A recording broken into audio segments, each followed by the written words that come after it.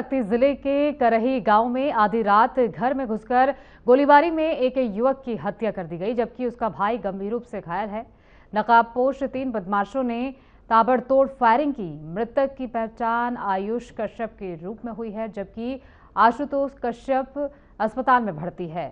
Police ने मौके पर पहुंचकर जांच शुरू कर दी है। मामले में पुरानी रंजिश और अवैध रेत कारोबार का एंगल सामने आ रहा है।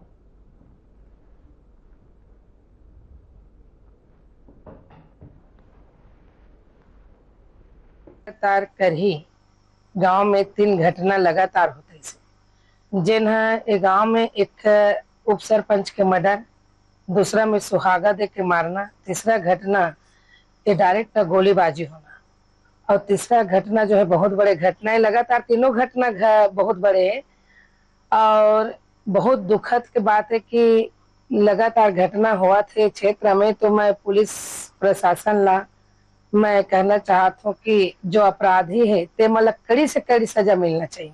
रात के घर में फायरिंग हुई गोली के, रात के गेट ला कोई खटखटा देते, अचानक से उठे तो फिर झांकते कोई नहीं दिखे, फिर गेट ला मतलब फिर वापस से सोए लग गए। फिर भाई कॉल करे सुबह तो फिर मैं दूसरा वाले घर आके देखे तो कोई चाकू लेके खड़े रहे। तो फिर वापस मैं बोला देख मतलब मोर तरफ दौड़ाया, हमारे वो दौड़ाया भागी। तब मैं अपन ला बचाया, वापस भाई उठाया बचाओ रहे।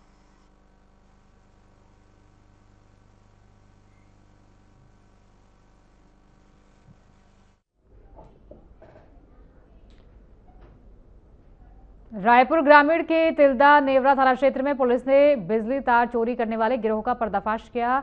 4 आरोपियों को गिरफ्तार कर उनके पास से 5,500 मीटर एल्यूमिनियम तार, ओमनी कार और अन्य सामान समेत 7 लाख रुपए का मशरूका जब्त किया है। आरोपी लंबे समय से इलाके में सक्रिय थे और तिल्दा नेवरा व खरोरा में कई वारदातों को अंजाम दे चुके हैं। सभी आरोपियों को जेल भेज दिया गया है।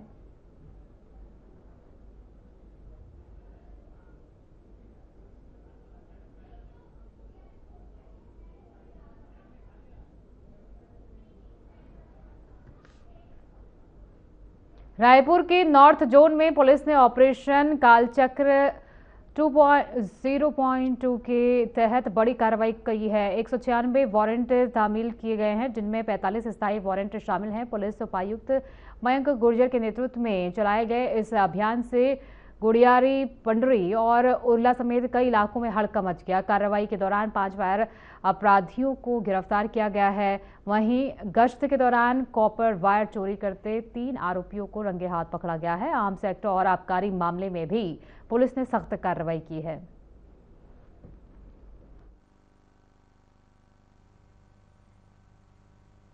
कि आप जानते हैं कि 2 हफ्ता पहले नॉर्थ जोन कमिश्नरेट के अंदर कमिश्नर के आदेश के अनुसार हम लोगों ने ऑपरेशन कालचक्र की शुरुआत करी है, जिसमें पिछली बार 200 से अधिक व्यक्ति को चेक किया गया था, जिसमें से 160 के ज्यादा के ऊपर कार्रवाई की गई थी।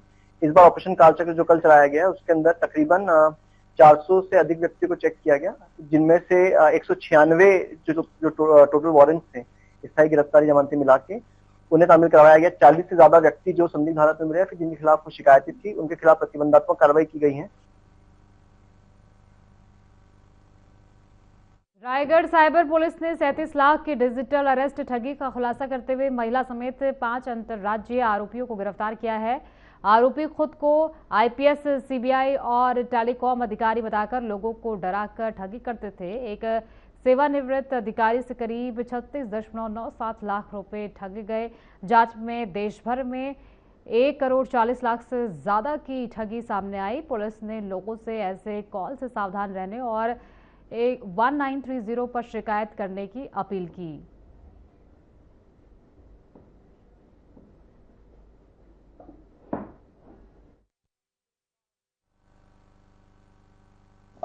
रायगढ़ के साइबर थाने में फरवरी में एक लिखित शिकायत नरेंद्र ठाकुर नामक व्यक्ति, जो कि विद्युत विभाग से रिटायर्ड थे, उन्होंने ये दर्ज कराया कि उसे एक महिला का कॉल आया था और ट्राई का अपने को अधिकारी बताते हुए बोली कि आपका जियो कंपनी के नंबर से अवैध गतिविधियां की जा रही है।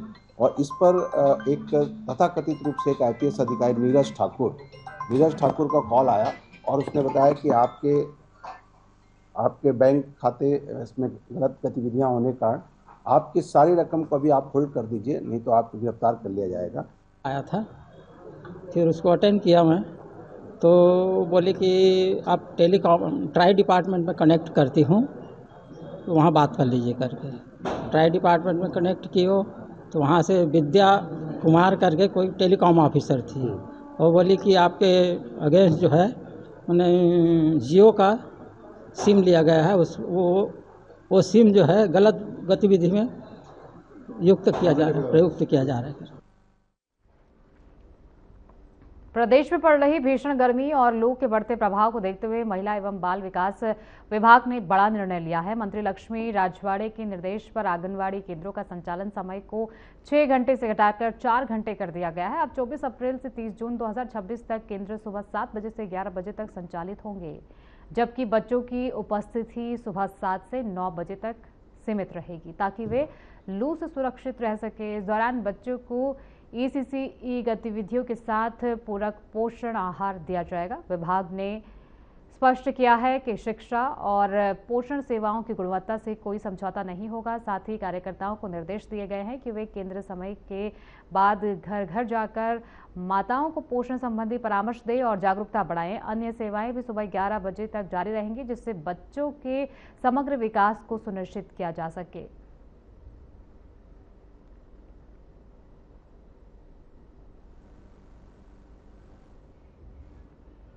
छत्तीसगढ़ के सूरजपुर जिले के वनांचल क्षेत्रों में आजादी के बाद पहली बार बिजली पहुंचने की दिशा में बड़ी पहल हुई है। मुख्यमंत्री विष्णुदेव साय के नेतृत्व में और मंत्री लक्ष्मी राजवाड़े के प्रयासों से भटगांव विधानसभा के चांदनी बिहारपुर क्षेत्र के दर्जनों गांवों और टोलों के विद्युतीकरण को मंजूरी मिली है।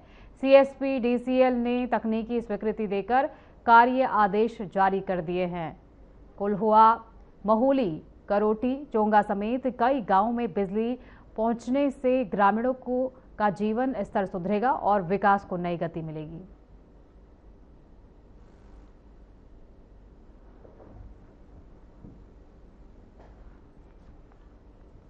रायगढ़ जिले में जमीन विवाद के चलते एक युवक ने अपनी ही बड़ी मां की हत्या कर दी।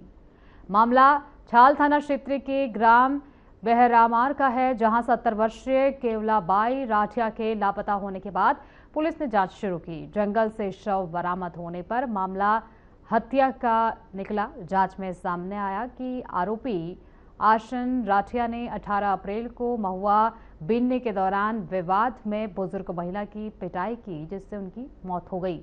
इसके बाद शव को मोटरसाइकिल से जंगल में फेंक दिया। पुलिस ने आरोपी को गिरफ्तार कर लिया है।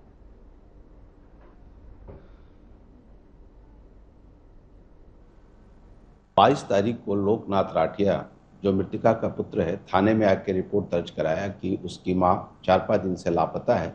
इस पर पुलिस ने अपनी जांच शुरू की और जांच में इसने कुछ आशंका जताई कि इनका पारिवारिक विवाद भी चल रहा है।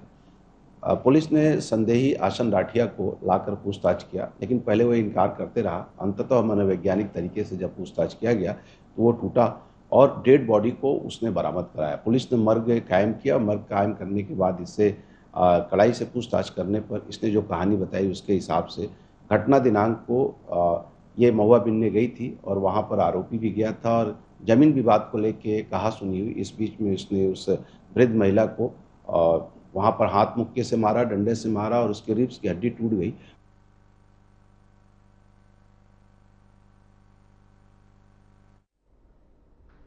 छत्तीसगढ़ सरकार की महतारी वंदन योजना महिलाओं के आर्थिक सशक्तिकरण का मजबूत माध्यम बनकर उभर रही है। इस योजना के तहत प्रदेश भर की महिलाओं को हर महीने 1000 रुपए की सहायता राशि दी जा रही है, जिससे वे आत्मनिर्भर बन रही हैं। ग्रामीण और शहरी क्षेत्रों में लाखों महिलाएं इससे लाभान्वित हो रही हैं।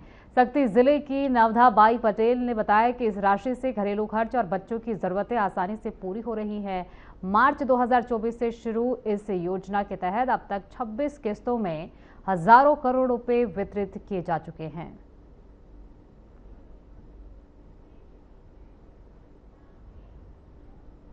वक्त हो गया एक छोटे से ब्रेक का। ब्रेक के बाद फौरन लौटेंगे, बने रहिए हमारे साथ।